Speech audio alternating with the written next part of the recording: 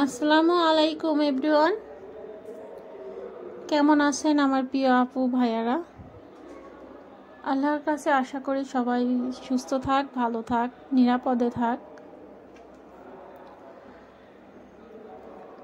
তো এখন তো সকালে আমি চলে আসছি রান্নাঘরে। তো রাত্রেবেলা নেহারি রান্না করে রাখছিলাম, তো ওটাই এখন বাগার দিব। তো আমরা তো নেহারিতে আমাদের দেশে যেরকম মানে গ্রামের বাড়িতে খেয়েছি, ওইটা হচ্ছে বাগার দিয়ে খাওয়া হয় না। তো ঢাকায় সবাই দেখি বাগার দেয়, তো আমি আবার এই জন্য নেহারিটা একটু বাগার দিয়ে নিচ্ছি। তো রাত্রে গ্যাসের চুলায় একটু গ্যাস আসছিল, তো রান্না করে রাখছিলাম। তো এখন হচ্ছে ইন্ডাকশন চুলা একটু গরম করে নিলাম। আর যেভাবে সাইডে ফ্যান দিয়ে রাখি একটু বাতাস লাগার জন্য, কিন্তু বাতাসটা খুবই গরম লাগে।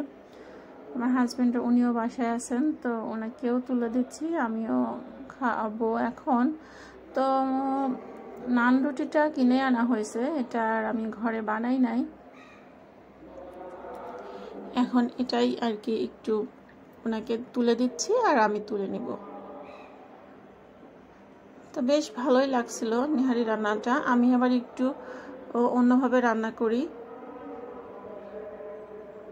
ভাবছিলাম যে নেহারির রেসিপিটা একটু শেয়ার করব। ওই দিন এতটা কাজের চাপ, মানে রান্নার সময়টা ভিডিওই করতে পারি নাই, খুব দ্রুতই রান্নাটা শেষ করছি।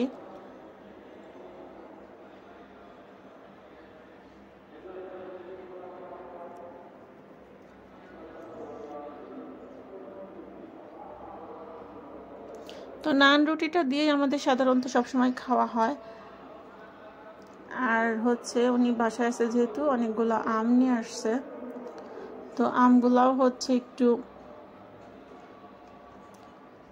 টেবিলে হচ্ছে যা ফলদানিটা আছে ফলদানিতে তুলে রাখছি।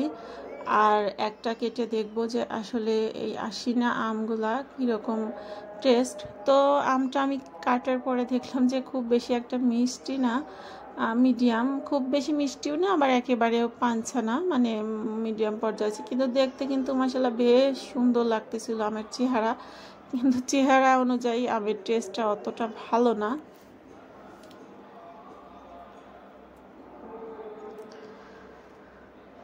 অনেকেই বলতেছে যে দেশ স্বাধীন হয়েছে, বাট আমার কাছে মনে হচ্ছে সত্যি কি দেশ স্বাধীন হয়েছে? আমার কাছে মনে হচ্ছে না যে দেশ স্বাধীন হয়েছে। সারা দেশে এখনো যে হাহাকার, এখনো যে জ্বালা পোড়াও, তারপরে রাতে ডাকাতি বাড়ছে। কালকে রাত্রে আমি দেখলাম যে 10-15 জন লোক এলাকার মধ্যে টহল দিচ্ছে, কারণ হচ্ছে পুলিশ যেহেতু এখন ডিউটি করতেছে না, তো সেই কারণে দেখা যাচ্ছে যে সুবিধাবাদী যে লোকজনগুলো আছে তারা হচ্ছে রাত্রে অনেক জায়গায় ডাকাতি করতেছে, আবার অনেকের বাড়ি পুড়ায় দিচ্ছে, অনেক ক্ষতি করতেছে। কিন্তু তো আমার কাছে একটা জিনিসই সবসময় মনে হয় যে আজ অবধি আমার এইটুকু বয়সে মনে হয়েছে যে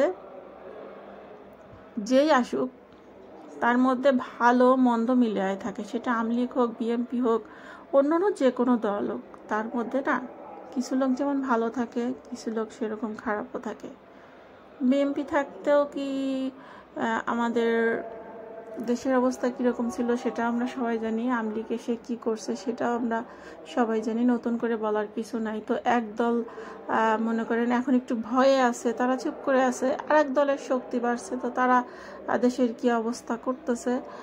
তো কেউই কারো থেকে আমার মনে হচ্ছে যে কম না, সুযোগ পাইলে কেউই ছাড়তেছে না। তো আল্লাহর কাছে বলতেছে যে আল্লাহ এমন একটা মানুষ দাও যেন আমাদেরকে, মানে যে দেশের যে পরিমাণ ক্ষতি হয়েছে সব ক্ষতিটা পূরণ করার মতো যেন এমন একজন আসে। এখন জানি না আসলে চাওয়াটা পূরণ হবে কি না, কিন্তু মানে আল্লাহ তাআলার কাছে আশা করছি যেন ভালো একটা প্রধানমন্ত্রী আমাদের দেশে আসুক, যেন আমার দেশটাকে আরও সুন্দর শৃঙ্খলভাবে চালাইতে পারে। তো আমি এখানে আমগুলাকে কেটে নিচ্ছি আর কথা বলতেছি। তো আমার বাবু হচ্ছে একেবারে ছোট ছোট টুকরা করে না দিলে ও খেতে পারে না, ওর জন্য একেবারে ছোট ছোট পিস করছি। আর আমরা যেইগুলা খাবো ওইগুলা একটু বড় সাইজের করছি।